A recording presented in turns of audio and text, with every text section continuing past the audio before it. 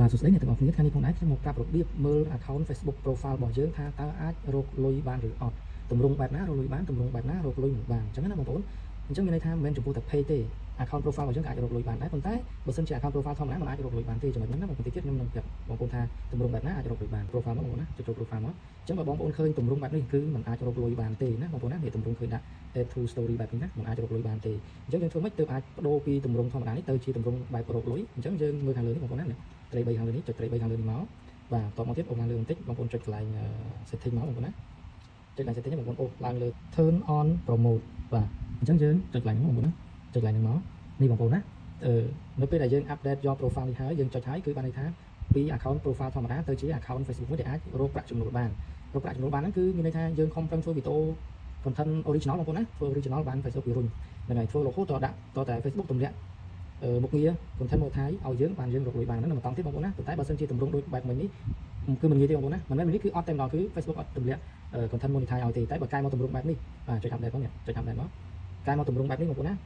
បើសិនជាបងប្អូនព្យាយាមធ្វើវីដេអូបានល្អនោះគេនឹងទម្លាក់ content monetization ឲ្យយើងរកលុយបងប្អូនណាអញ្ចឹងកន្លែងនេះគេសួរយើងមកសម្រាប់ friend ឬក៏យ៉ាងម៉េចយើងដាក់ public ណាយកលើគេមកណាហើយចុចនេះគេមកបងប្អូនបាទកន្លែងនេះយើងដូចជាអត់មានអីទេចុច confirm បាទកន្លែងនេះគេសួរយើងថាតើយើងបដូរទៅរកលុយហ្នឹងគឺរកទម្រង់បែបម៉េចចាអញ្ចឹងបើយើងអ្នកផលិតមាតិកាផលិត content អីយើងចុចមកនេះ digital creator មកបាទចុចមួយមកហើយអូខេមកបងប្អូនតោះមកចុចនេះទៀតមកអូខេកន្លែងនេះគឺអូខេហើយចុចមួយទៀតមកអូខេអញ្ចឹង get start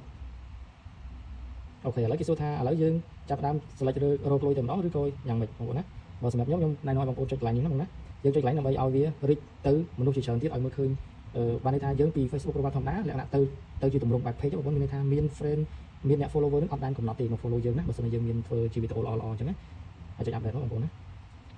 បងឃើញនេះអញ្ចឹងគេដាក់មេរៀនឲ្យយើងតាមសប្តាហ៍ដើម្បីឲ្យយើងនឹងមានអ្នកមក follow យើងកាន់តែច្រើនទៅច្រើនទៅអញ្ចឹងយើងធ្វើតាមអ្វីដែលគេដាក់ឲ្យបងប្អូនណាមួយសប្តាហ៍យើងត្រូវធ្វើវិញយើងត្រូវ create post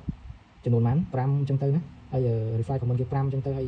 ធ្វើម៉េចឲ្យមានអ្នកចុច like 10អីចឹងតែហ្នឹងយើងចាធ្វើតាមគេទៅបងប្អូនណាធ្វើតាមគេអញ្ចឹងទៅគឺអូខេហើយណាឥឡូវ Facebook របស់យើងទៅជាទម្រង់នេះហើយបងប្អូនណាទៅជាទម្រង់រកលុយហើយអញ្ចឹងយើង refresh វាមួយមក